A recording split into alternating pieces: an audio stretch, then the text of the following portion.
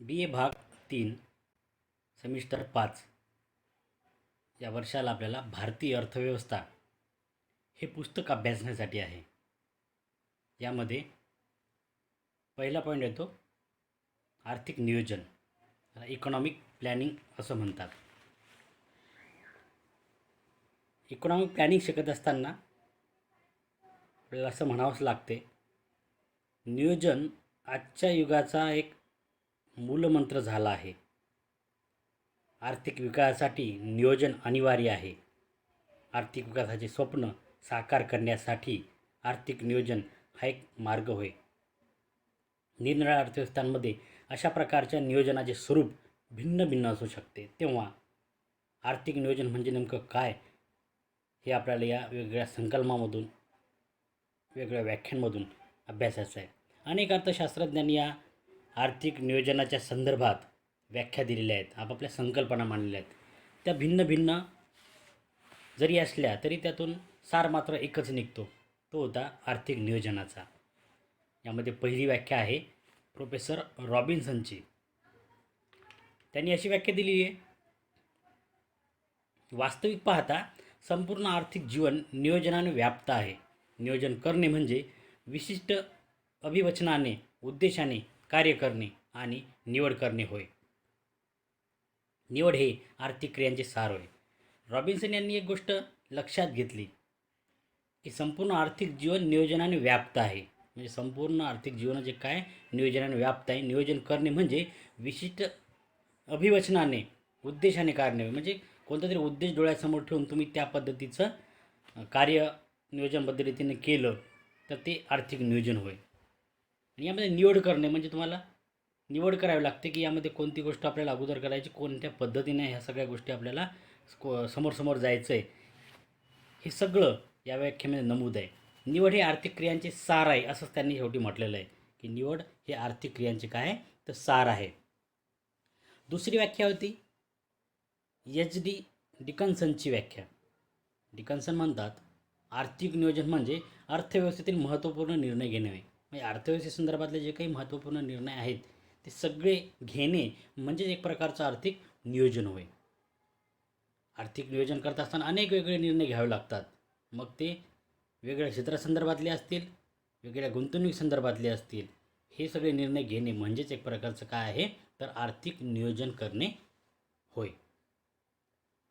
एक सर्वसमावेशक व्याख्या भारतीय नियोजन मंडळाने सुद्धा दिलेली आहे. ती व्याख्या अशी होती, आर्थिक नियोजन म्हणजे निश्चित केलेल्या सामाजिक उद्देशाच्या संदर्भात, आर्थिक नियोजन म्हणजे निश्चित केलेल्या सामाजिक उद्देशाच्या संदर्भात महत्तम हितासाठी साधनाची जुळवाजुळव आणि वापर करण्याचा एक मार्ग होय. नियोजन मंडळाने काय म्हटलं की आर्थिक नियोजन म्हणजे निश्चित केलेल्या सामाजिक उद्देशाच्या संदर्भात, म्हणजे तुम्हाला अगोदर काही उद्देश समोर ठेवावे लागतील, मग ते सामाजिक उद्देश. तर या सामाजिक उद्देशाच्या संदर्भात महत्तम हितासाठी, मग की समाजाचं महत्तम हित कसं साधता येईल, महत्तम हितासाठी साधनाची जुळवाजुळव, जी साधनं तुमच्याकडे उपलब्ध आहेत ते या साधनाची जुळवाजुळव करून तुम्हाला समाजाचं जास्तीत जास्त चांगलं हित कसं जोपासता येईल आणि त्यांचे उद्दिष्ट कसे सफल करता येतील, या अनुषंगाने त्या साधनाची जुळवाजुळव आणि वापर करण्याचा एक काय आहे तो मार्ग आहे. म्हणजे कोणता देश श्रीमंत, कोणता देश गरीब, विकसनशील, विकसित कसाही असू शकतो, पण तिथं उपलब्ध असलेली एकूणच साधन संपत्ती आहे, तिथं उपलब्ध असलेले जे काही साधनं आहेत याच्या माध्यमातूनच त्या देशाला आपला विकास साध्य करावा लागणार आहे. आणि म्हणून आर्थिक नियोजन म्हणजे निश्चित केलेल्या सामाजिक उद्देशाच्या संदर्भात महत्तम हितासाठी साधनाची जुळवाजुळव आणि त्याचा वापर करण्याचा एक मार्ग होय. एक सर्वसमावेशक व्याख्या या सगळ्या व्याख्यामधून निघते, ती अशी की विशिष्ट कालावधीत ठराविक उद्देश साध्य करण्याच्या हेतूने राष्ट्रातील एकंदर साधनसंपत्तीचा जास्तीत जास्त फायदेशीर उपयोग करून घेण्यासाठी नियोजन आखणे व त्यांची अंमलबजावणी करणे म्हणजेच आर्थिक नियोजन होय. बघा, यामध्ये किती कालावधीसाठी तुम्हाला नियोजन करायचं आहे. 1 वर्ष असेल, आपल्या देशामध्ये 1 वर्ष 1 इयर प्लॅनसुद्धा आहे आणि 5 इयर प्लॅनसुद्धा आपण राबवत असतो. आणि म्हणून यामध्ये कालावधी अत्यंत महत्त्वाचा आहे की विशिष्ट कालावधीत ठराविक उद्देश साध्य करण्याच्या हेतूने, की तुमचा किती कालावधीसाठी तुम्हाला हे नियोजन करायचं आहे आणि तुमचे उद्देश काय आहेत हे एकदा ठरलं की तुम्हाला नियोजन करणं सोपं जाते. आणि म्हणून विशिष्ट कालावधीत ठराविक उद्देश साध्य करण्याच्या हेतूने राष्ट्रातील एकंदर साधनसंपत्तीचा जास्तीत जास्त फायदेशीर उपयोग करून, जे तुमच्या देशामध्ये एकंदर साधनसंपत्ती उपलब्ध आहे त्याचा जास्तीत जास्त फायदेशीर उपयोग करून घेण्यासाठी योजना आखणे. इथं परत साधनसंपत्ती हा शब्द येतो, कारण जी उपलब्ध साधनसंपत्ती तीच आपल्या देशाची एक ताकद आहे. तोच आपल्याकडे एक मोठा, त्याच साधनाला घेऊन आपल्याला समोर जायचं आहे. आणि म्हणून जी उपलब्ध साधनसामुग्री आहे त्याचा जास्तीत जास्त योग्य पद्धतीने किफायतशीरपणे कसा आपण वापर करून घेतो आणि त्यातून आपले जे उद्देश आहेत आर्थिक नियोजनाचे ते कसे आपण सफल करतो, हीच कसोटी खऱ्या अर्थाने या आर्थिक नियोजनाचा एक महत्त्वाचा भाग आहे, तो गाभा आहे. आणि त्याची अंमलबजावणी करणे म्हणजे आर्थिक नियोजन होय, की तुमच्याकडं तुमचे उद्देश काय आहेत आणि तुमच्याकडं उपलब्ध साधनसामुग्री किती आहे या दोन्हीची व्यवस्थित तुम्हाला सांगड घालून समोर जाणे आणि त्याची योग्य प्रकारे योजना आखणे व त्याची अंमलबजावणी करणे म्हणजेच आर्थिक नियोजन होय. आणि म्हणूनच आर्थिक नियोजनामध्ये पहिला घटक महत्त्वाचा आहे, तो म्हणजे किती कालावधी, की ठराविक कालावधी, तुम्ही कालावधी किती गृहीत धरलेला आहे तो. दुसरं आहे ते जी साधनं आहेत ती तुमच्याकडे किती उपलब्ध आहेत आणि या साधनाचा जास्तीत जास्त फायदेशीर वापर करून घेण्यासाठी योजना आखणे व त्याची अंमलबजावणी करणे म्हणजेच नियोजन आखणे होय. कारण नुसतं नियोजन करून भागणार नाही, तर त्याची अंमलबजावणीसुद्धा त्या पद्धतीने होणे अत्यंत आवश्यक आहे.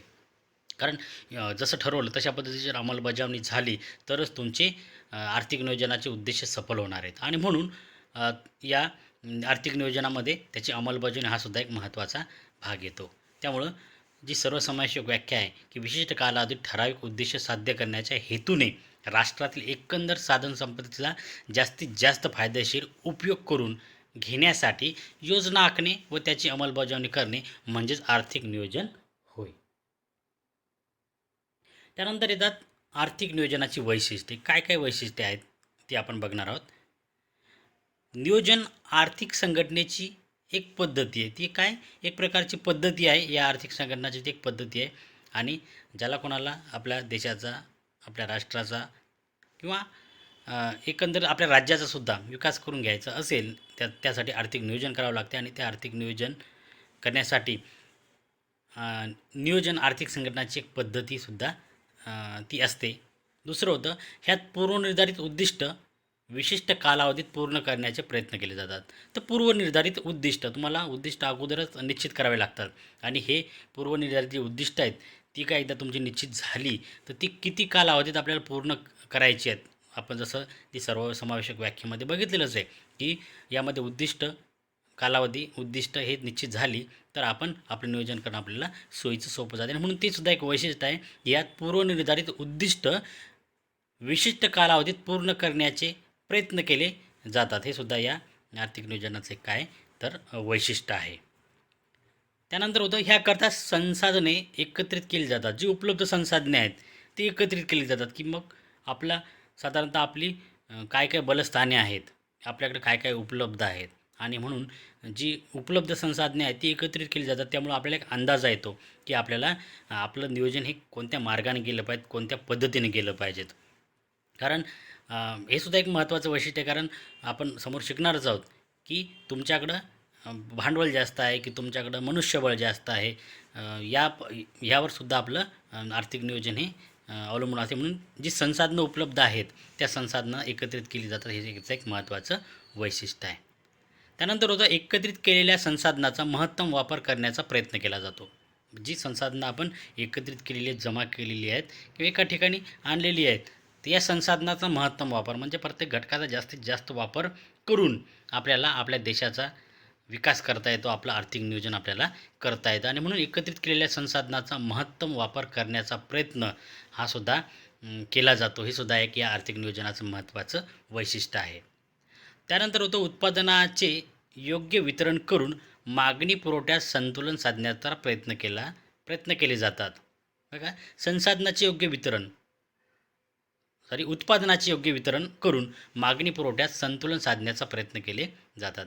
उत्पादन जे तुमच्याकडं होत आहे त्याचं वितरण करून म्हणजे योग्य प्रकारे वितरण करून तुम्हाला मागणी पुरवठ्यात संतुलन साधण्याचा प्रयत्न केला जातो. मागणी पुरवठ्यात जर तुम्ही संतुलन साधसाल तर तुमच्या वस्तूला मागणी निर्माण होईल, कारण मागणी पुरवठ्याच्या संतुलनातून आपल्याला वस्तूची किंमत निश्चित होत असते. आणि म्हणून जर पुरवठा होत आहे पण त्या वस्तूला मागणीच नाही आहे तर तो पुरवठा पडून राहील, आणि म्हणून त्या वस्तूला मागणीसुद्धा निर्माण झाली पाहिजे. यासाठी त्यासाठी उत्पादनाचे योग्य वितरण होणेसुद्धा अत्यंत आवश्यक आहे, कारण मागणी आणि पुरवठा या दोघांचे संतुलन साधण्याचा प्रयत्नसुद्धा केला जातो. हे सुद्धा एक वैशिष्ट्य या आर्थिक नियोजनाचं आहे.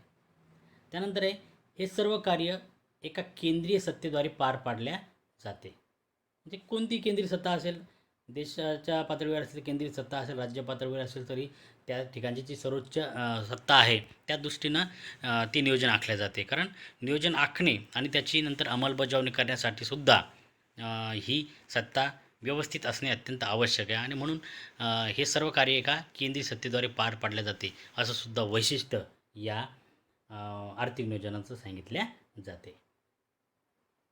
त्यानंतर होतं नियोजनाची आवश्यकता. नियोजनाची काय आवश्यकता आहे बघा. कोणत्याही देशाला जर व्यवस्थितरित्या क्रमबद्ध पद्धतीने जर नियोजन करायचं असेल तर त्याला व्यवस्थित आर्थिक नियोजन करावं लागते. कारण अनेक प्रश्न देश पातळीवर असतात. गरिबी आहे, बेकारी आहे, भाववाढ आहे, किंवा युद्धजन्य परिस्थिती आहे, किंवा आता जो करंटचा इश्यू आहे कोविड-19. तर असे या आपत्ती आहेत. ह्या आपत्तीतून आपल्याला मार्ग काढण्यासाठीच निश्चितच या आर्थिक नियोजनाची आवश्यकता असते. कारण आपण व्यवस्थित नियोजन केल्याशिवाय व्यवस्थित पुढं मार्गक्रमण करू शकत नाही. आणि त्यामुळं आर्थिक नियोजन याची आवश्यकता ही खूप मोठ्या प्रमाणात कोणत्याही देशासाठी, मग कोणताही इश्यू ते हँडल करत असेल त्यासाठी अत्यंत ही आवश्यक बाब आहे. आणि म्हणून नियोजनाची आवश्यकता. त्यामध्ये पहिलं होतं भांडवलशाहीचे दोष दूर करण्यासाठी. भांडवलशाहीचे दोष दूर करण्यासाठी भांडवलशाहीमध्ये सत्ता ही पैसेवाल्याच्या हातामध्ये होती, उद्योगपतींच्या हातामध्ये होती. आणि म्हणून भांडवलशाहीमध्ये अनेक दोष होते. ते दोष दूर करण्यासाठी, कारण ते दोष असल्यामुळे अनेक श्रमिकांवर अन्याय होत होते, शेतकरी वर्गाकडं फारसा काही त्यांच्या मालाला भाव नव्हता, किंवा इतर अनेक गोष्टी, महागाई होती, बेकारी निर्माण झाली होती. या सगळ्यामधून मार्ग काढण्यासाठी, भांडवलशाहीचे दोष दूर करण्यासाठी या नियोजनाची अत्यंत आवश्यकता आहे. दुसरं होतं संतुलित विकास. संतुलित विकास आपल्याकडं साधारणतः 3 क्षेत्र आहेत: कृषी, उद्योग आणि सेवा. कृषी, उद्योग आणि सेवा असे हे 3 क्षेत्र आहेत. तर या तिन्ही क्षेत्राचा जर आपल्या देशाचा विकास करायचा असेल तर या तिन्ही क्षेत्राचा संतुलित विकास करणे आवश्यक आहे. संतुलित विकास करणे म्हणजेच की तिन्ही क्षेत्रांवर सारख्या प्रकारची गुंतवणूक करणे, जेणेकरून जर तुम्ही उद्योग वाढवले, उद्योगावर खूप मोठा पैसा इन्व्हेस्ट केला, गुंतवणूक केला, पण त्याला कच्चा माल पुरवणाऱ्या शेतीमध्ये जर तुम्ही गुंतवणूक केली नाही तर तुमच्या उद्योगाला कच्चा माल पुरवला जाणार नाही. आणि जर तुम्ही शेतीवरच जर भर दिला तर तो तुमचा शेतमाल पडून राहील, कारण तुमच्याकडे उद्योग उपलब्ध नाहीत. आणि म्हणून शेती आणि उद्योग सोबतच तुम्हाला दोघांचा विकास करावा लागेल, कारण हे सगळे एकमेकावर डिपेंड आहेत. तसंच सेवा क्षेत्रसुद्धा आहे. या दोन्हीला तो एक प्रकारचा आपण त्याला या तिन्हीच्या संयोगातूनच कोणत्याही देशाचा विकास होत असतो. आणि म्हणून तिन्ही क्षेत्र अत्यंत महत्त्वाचे आहेत. आणि म्हणून या तिन्ही क्षेत्रामध्ये जर तुम्हाला विकास करायचा झाला तर संतुलित विकास केल्याशिवाय पर्याय नाही.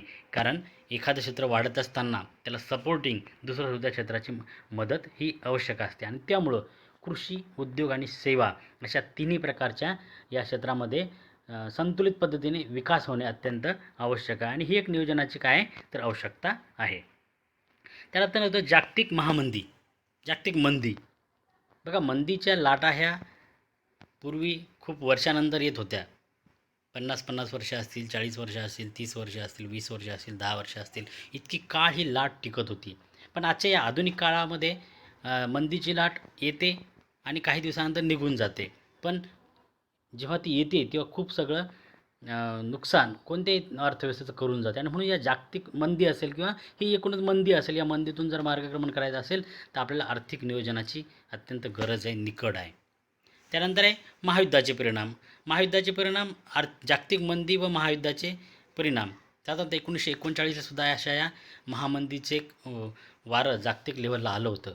कारण आपण पाहतो की 42मध्ये महायुद्ध झालं होतं आणि त्या अगोदरची ही परिस्थिती साधारण 1939मधली होती. आणि एखादं युद्ध जेव्हा होणार असते तेव्हा कोणत्याही वस्तूला भाव नसतो, कोणीही वस्तू आपण विकत घ्यायला तयार नसतो आणि म्हणूनच एक प्रकारचं मंदी आणि महायुद्ध किंवा महायुद्धाचेच परिणाम मंदीमध्ये ते होत असतात आणि म्हणूनच या दोन्हीतून जर तुम्हाला मार्गक्रमण करायचे असेल तर नियोजनाची अत्यंत आवश्यकता असते. त्यानंतर आर्थिक संकट. आता आर्थिक संकट हे अनेक अर्थानं आपण तो शब्द वापरू शकतो. अनेक पद्धतीचे संकट हे देशाच्या जगाच्या अर्थव्यवस्थेवर येत असतात आणि त्याला तुम्ही व्यवस्थितरित्या जर त्याचा सामना करायचा असेल तर तुम्हाला नियोजनाची अत्यंत आवश्यकता असते. आर्थिक नियोजनाची आवश्यकता असते. आर्थिक संकट आपण पाहतो की आज देश पातळीवर असेल किंवा जागतिक लेवलला असेल, कोविड-19 सारखा कोरोना प्रादुर्भाव मोठ्या प्रमाणात झाल्यामुळं अनेक अर्थव्यवस्था डबघाईस आलेल्या आहेत आणि अशा डबघाईस आलेल्या स्थितीमधून जर आपल्याला मार्गक्रमण करायचं असेल, पुन्हा नव्यानं आपली अर्थव्यवस्था आपल्या अर्थव्यवस्थेला उभारी द्यायची असेल तर आर्थिक नियोजनाशिवाय गत्यंतर नाही. आणि आणि म्हणून आर्थिक नियोजन केल्याशिवाय कोणत्याही देशाची अर्थव्यवस्था ही पूर्वपदावर येणार नाही. कारण आज पाहतो आपण उद्योग व्यवसाय असतील यामुळं मोठ्या प्रमाणावर इथे उद्योग व्यवसाय मोठ्या प्रमाणावर बंद पडले, त्यामुळे रोजगारी गेली, लोकांच्या हातचं काम गेलं आणि एकूणच मार्केटमध्ये सुद्धा वस्तूला मागणी उपलब्ध नाही आहे आणि मागणी नसेल तर तुम्हाला अगोदर सांगितल्याप्रमाणे पुरवठा हा पडून राहतो आणि त्यामुळं परत एक मंदीची लाट या अर्थव्यवस्थेवर येऊ शकते आणि म्हणून या अशा प्रकारचे जे काही वेगवेगळे आर्थिक संकट असतात यातून तुम्हाला जर मार्ग काढायचा असेल तर आर्थिक नियोजनाची आवश्यकता असते. त्यानंतरचा पॉईंट होता लोकसंख्येची भरमसाठ वाढ. भारतासारखा जरी देश असेल त्यामध्ये खूप मोठ्या प्रमाणात लोकसंख्या वाढलेली आहे. या वाढत्या लोकसंख्येला जर तुम्हाला रोजगार द्यायचा असेल, हाताला काम द्यायचं असेल तर तुम्हाला खूप मोठ्या प्रमाणात नियोजनाची आवश्यकता असते. कारण एवढ्या सगळ्या लोकसंख्या वाढीचा दर आहे त्यानुसार रोजगारीमध्ये तेवढी वाढ होत नाही आणि म्हणून बेकारीचं प्रमाण हे कालांतराने वाढत जाते आणि म्हणून ह्या बेकारीवर जर तुम्हाला अंकुश घालायचा असेल, बेकारी कमी करायची असेल तर रोजगारीमध्ये वाढ करावी लागते. कारण लोकसंख्या भरमसाठ वाढतच आहे आणि या वाढलेल्या लोकसंख्येला जर तुम्हाला खायसाठी अन्नधान्य आणि हाताला जर काम द्यायचं असेल तर आर्थिक नियोजनाशिवाय आणि गत्यंतर नाही. त्यानंतर आहे भांडवलाचा अभाव. साधारणतः विकसनशील देश किंवा अविकसित देश या देशासंदर्भातला हा एक महत्त्वाचा मुद्दा आहे, तो म्हणजे भांडवलाचा अभाव. जे भांडवल आहे ह्या देशामध्ये ते कमी असते. कमी भांडवल असल्यामुळं काय होते, कमी भांडवल असल्यामुळे या लोकांना आपल्या उद्योगामध्ये पाहिजे तशी किंवा फायद्याच्या क्षेत्रामध्ये गुंतवणूक करता येत नाही. कारण पैसा उपलब्ध नाही आहे, आर्थिक पाठबळ नाही आहे, भांडवलाची कमतरता आहे आणि भांडवलाची कमतरता असल्यामुळे परत उद्योगामध्ये नवीन गुंतवणूक होत नाही. नवीन गुंतवणूक न झाल्यामुळे नवीन रोजगार उपलब्ध होत नाही आणि नवीन रोजगार उपलब्ध न झाल्यामुळे देशाच्या आर्थिक विकासाचा विपरीत परिणाम होतो आणि म्हणून हा विपरीत परिणाम जर तुम्हाला टाळायचा असेल, अर्थव्यवस्थेवर होणारा विपरीत परिणाम जर टाळायचा असेल तर तुम्हाला गुंतवणुकीमध्ये वाढ करावी लागते आणि गुंतवणुकीत वाढ करणे हे विकसित देशाला थोडं चांगल्या पद्धतीने जमते किंवा त्यांच्याकडे तेवढा गुंतवणूक उपलब्ध असते. पण अविकसित देश आहेत, विकसनशील देश आहेत, यांना भांडवलाचा अभाव असतो आणि म्हणूनच या भांडवलाचा अभाव दूर करण्यासाठी नियोजनाची अत्यंत आवश्यकता असते. त्यानंतर होतं साधन संपत्तीचा युक्त वापर. साधन संपत्तीचा युक्त वापर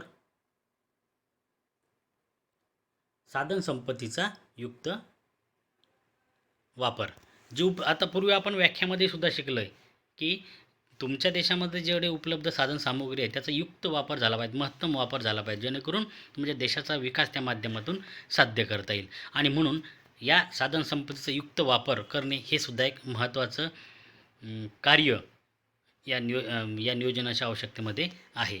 कारण प्रत्येक देशामध्ये साधनसंपत्ती भिन्न असते. विकसित देशाकडे खूप सगळी साधनसंपत्ती उपलब्ध असते.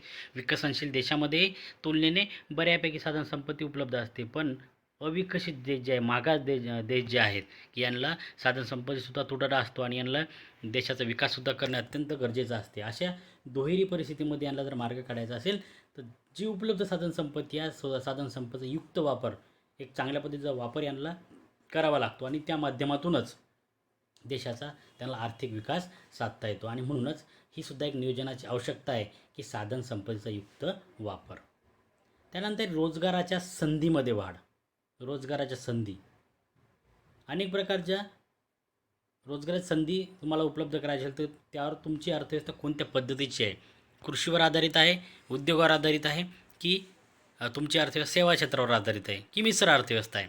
यावर सुद्धा तुमची आजची रोजगार हा प्रभावित झालेला असतो. कारण रोजगाराच्या संधी उपलब्ध करणे उद्योग क्षेत्रामध्ये सोपं आहे, सेवा क्षेत्रामध्ये सुद्धा सोपं आहे. पण कृषी क्षेत्र जर असेल तर तेवढ्या रोजगाराच्या स्थिती तुम्हाला निर्माण झालेल्या नसतात, तर त्या तुम्हाला निर्माण कराव्या लागतील. जसे की कृषीवर आधारित जर अर्थव्यवस्था असेल, तसं भारतीय अर्थव्यवस्था पूर्वकाळापासून कृषीवर आधारित होती. आता ती मिश्र स्वरूपाची आहे. तर त्या ठिकाणी रोजगाराच्या संधीमध्ये वाढ कशी करता येईल? मग जर कृषी असेल तर तुम्हाला त्या ठिकाणी कृषी प्रक्रिया उद्योग उभे करावे लागतील.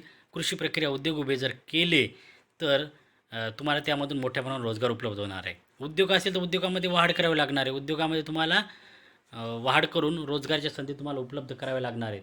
आणि ह्या सगळ्या गोष्टी करत असताना, रोजगाराच्या संधीमध्ये वाढ करत